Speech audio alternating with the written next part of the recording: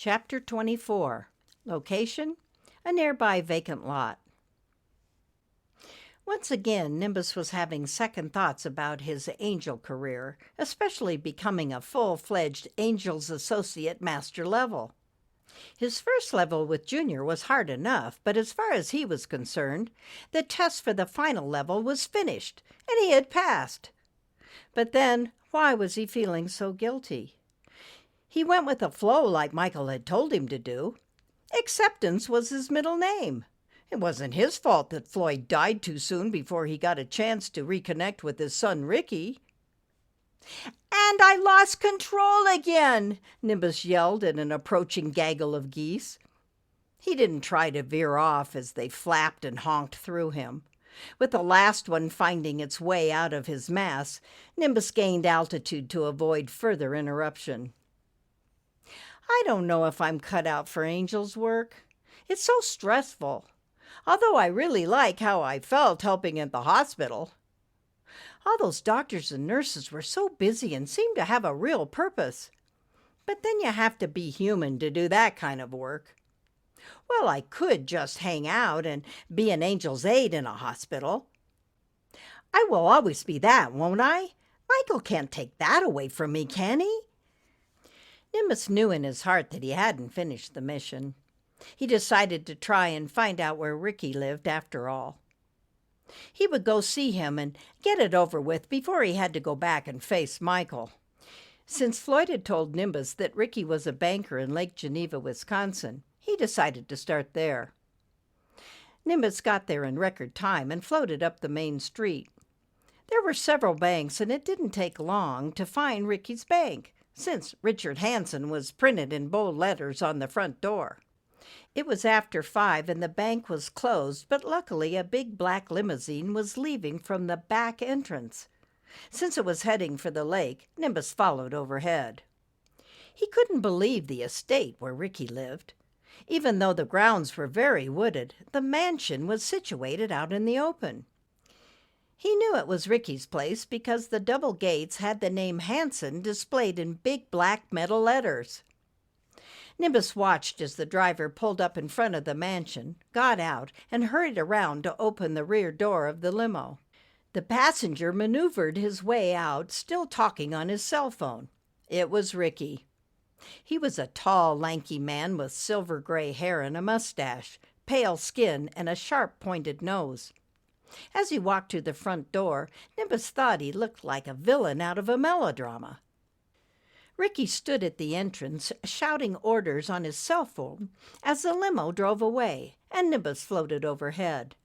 When he finally hung up the phone and put it back in his jacket pocket, Nimbus dropped down in front of him. There wasn't a moment to waste. "I am a friend of your father's," Nimbus blurted out. Ricky froze like all humans did, not really seeing or hearing anything yet. "Oh, please don't be alarmed. I am just wondering if you claimed your father's body at the hospital near Des Moines. They contacted you, right?" Ricky still didn't react. He just stared at Nimbus. "Ricky!" "My name is Richard."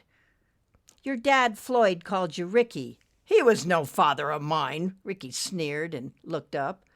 "I am losing my mind. I am actually talking to a cloud." "I am an Angel's Associate, first degree, and have come to tell you something about your dad. But first I need to know if you picked up your dad's body and gave him a decent burial." Nimbus floated closer. "Why would I do that? He was a drunk and a loser," Ricky said, raising his voice. He waved his arm through Nimbus like swatting a fly. Nimbus gathered himself and floated out of arm's length. "But he changed. He was really nice to me, and he wanted me to tell you—" "Hey, look, whatever you are, if I am really in my right mind, there is nothing he could have said or done to interest me. I wrote him off long ago. Unless you have come here to tell me that he left me something in his will." "Well, no, not that I know of, but—" "I didn't think so. Look, I have guests waiting." The door opened and a man looking like a typical butler from a movie appeared. Ricky went inside and shut the door. "I can't believe he didn't pick up Floyd's body." Since I didn't find it, it must have been moved to Des Moines, Nimbus said. Well, I tried my best. I kept my promise. And it's not my fault that he didn't listen. He drifted over the mansion, ready to call it quits, when he heard loud laughter and party activities. A large crowd was gathered, and Ricky was bragging about this out-of-body experience he had just had with this scrawny little cloud. There was more laughter. Scrawny little cloud? Nimbus started to build, and build fast. Your dad just died. His scrawny turned into threatening, and he moved over the swimming pool, shadowing the fun. Ricky looked up and saw Nimbus. What the? He said and waved his arm. Get out of here! The crowd laughed again. It was supposed to be a sunny day, a cute little blonde in a bikini said. Not to worry, honey, Ricky said. It's that scrawny cloud I was telling you about. He won't amount to much. He will blow over and probably be gone by the time you get back with my drink, Ricky said, shaking an empty glass full of ice at the girl. Won't amount to much, huh? Nimbus said, feeling a spin coming on. Stay in control now, don't break any more eggs. But it was too late. Run for cover, Nimbus shouted at the crowd. All of a sudden, a lightning bolt fired out of him, and luckily he was able to direct it at the ground next to the large tree close to the pool. Still, it traveled up the tree, splitting off a large branch that toppled into the water. The deafening loud crack of thunder sent the guests running into the house. People in the pool struggled out from under the branches and ran to escape the sudden torrential downpour. Nimbus was trying his best to pull up above the mansion, but it was too late. He couldn't stop the angry feelings, and flash thundered and rained until the pool overflowed. The guests grabbed towels and were attempting to stop the water from entering through the sliding glass door. Ricky stood in shock, then sauntered over to the pool bar and poured himself another drink. Nimbus, almost empty, drifted over to the drenched Ricky. He tried to look small and cute again. Ricky? Ricky? Nimbus called to him, hovering near the cabana roof. Ricky looked up and saw Nimbus. He raised his empty hand as if to surrender. Your dad said he loved you and that he was sorry for all the pain he caused you and your mother. Nimbus floated closer. Ricky grabbed a towel near the bar sink, wiped his face, then wiped a wrought iron chair near the turquoise-tiled bar top. He sat down and drank his drink.